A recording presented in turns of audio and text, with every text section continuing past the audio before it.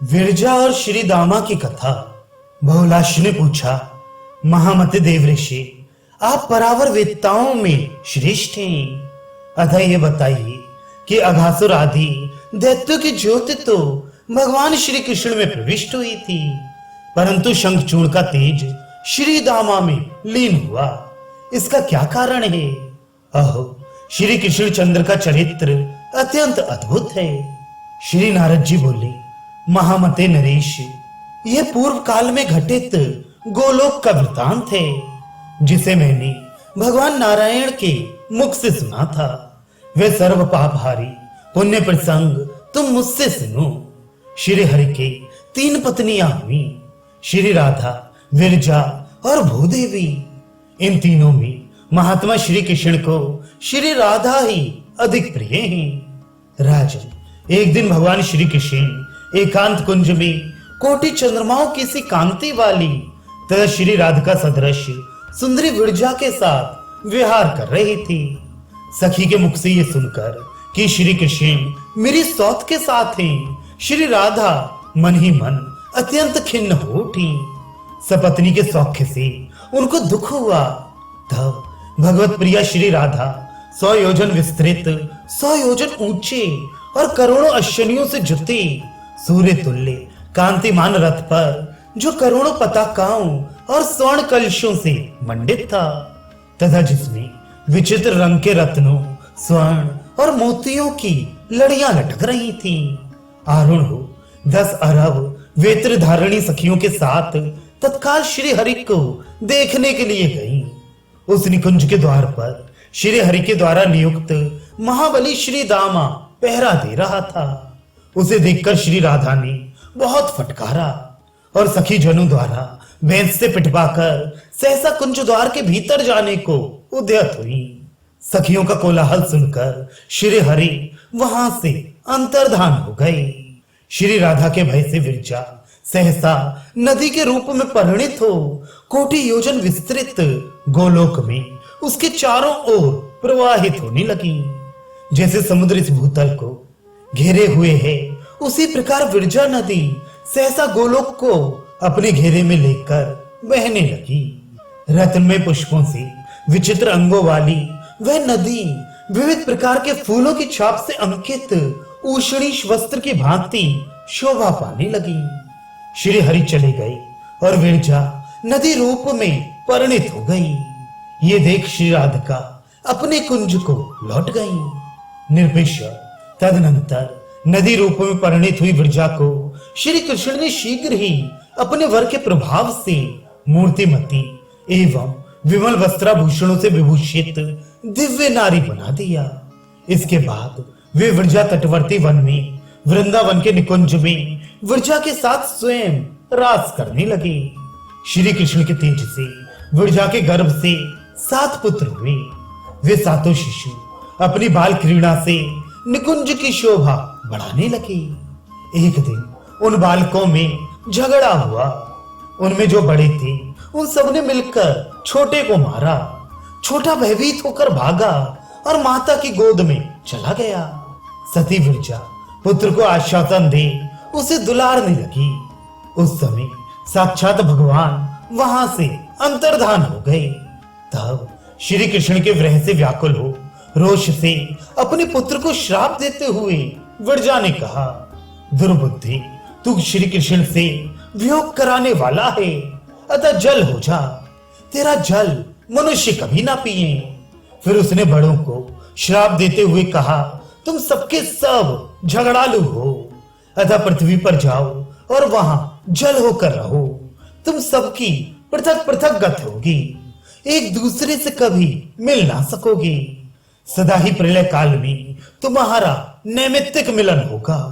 श्री नारद जी कहते हैं, राजन, इस प्रकार माता के श्राप से वे सब पृथ्वी पर आ गए और राजा प्रियव्रत के रथ के पहियों से बनी हुई परिखाओं में समाविष्ट हो गए। खारा जल, इक्षु रस, मदिरा, घृत, दधी, क्षीर तथा शुद्ध जल के वे 7 सागर हो गए।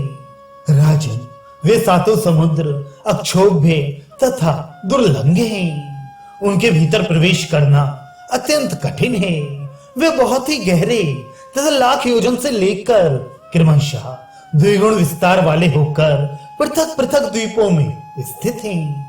पुत्रों के चले जाने पर विरजा उनके स्नेह से अत्यंत व्याकुल हो उठी।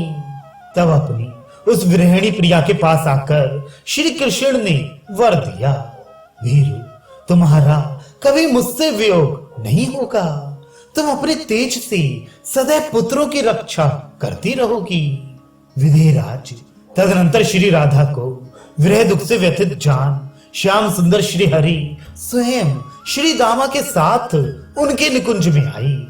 निकुंज के द्वार पर सखा के साथ आए हुए प्राण वल्लभ की ओर देखकर राधा मानवती हो उनसे इस प्रकार बोली।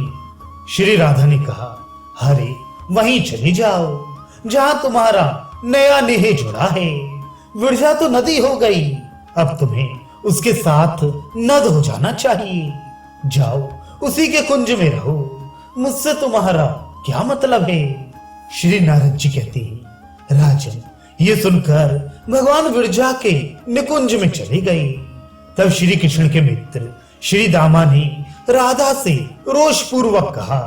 श्री दामा बोले, राधे श्री कृष्ण साक्षात परिपूर्णतम भगवान हैं। वे स्वयं असंख्य ब्रह्मांडों के अधिपति और गोलोक के स्वामी के रूप में विराजमान हैं। परात्पर श्री कृष्ण तुम जैसी करोड़ों शक्तियों को बना सकते हैं, उनकी तुम निंदा करती हो। ऐसा मान ना करो, ना करो।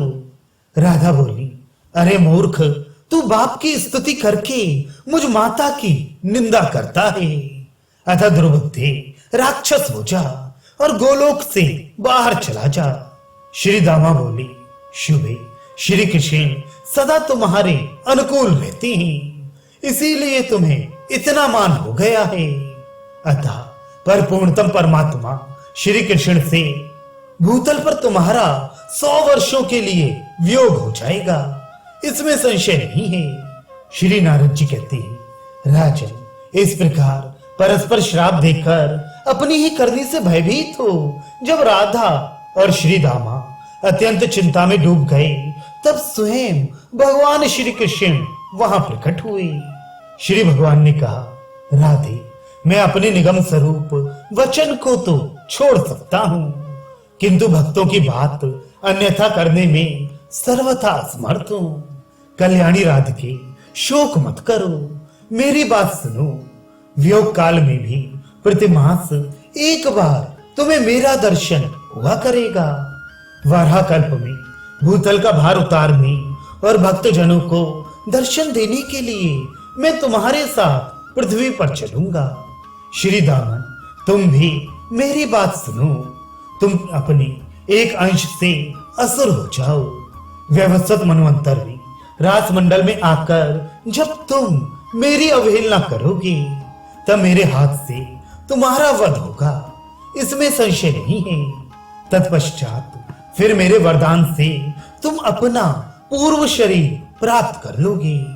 श्री नारद जी कहते हैं, राजन इस प्रकार श्रापवश महातपस्वी श्री दामा ने पूर्व काल में यक्षलोक में सुधन के घर जन्म लिया। वे शंखचूड़ नाम से विख्यात हो यक्षराज कुबेर का सेवक हो गया। यही कारण है कि शंखचूड़ की ज्योति श्री दामा में लीन हुई। भगवान श्री कृष्ण स्वात्मा राम हैं, एकमात्र अद्वितीय परमात्मा हैं। वे अपने ही धाम में लीला पूर्वक सारा कार्य करते हैं। जो सर्वेश्वर सर्वरूप एवं महान आत्मा हैं, उनके लिए ये सब कार्य अद्भुत नहीं है। मैं उन श्री कृष्ण चंद्र को नमस्कार करता हूँ। विधिराज ये मनोहर वृंदावन खंड मैंने तुम्हारे सामने कहा है। जो नरश्रेष्ठ इस चरित्र का श्रवण करता है, वह पुण्यतम परम पद को प्राप्त होता है।